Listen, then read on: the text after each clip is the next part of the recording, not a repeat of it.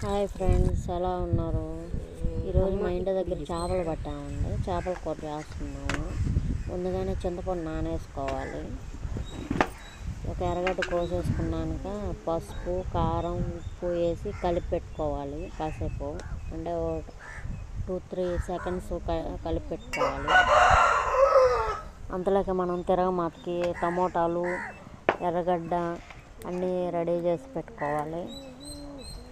దాంట్లోకి ఆవాలు, మెంతులు అవి కూడా రెడీ చేసుకోవాలి.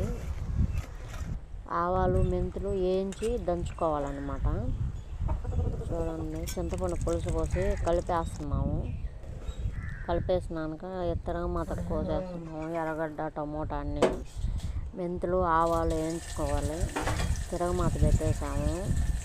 అవన్నీ వేయించుకున్నాము. చూడండి, టమోటా వేసి బాగా వాడినాక ఆ పులుసు పోసేయాలి. మనం ఇందాక కలిపి పెట్టుకునింది అంతలో మనం దంచి పెట్టుకోవాలన్నమాట. ఆవాలు, మెంతులు, తెల్లగడ్డ అన్నీ. చేపల పులుసు రెడీ.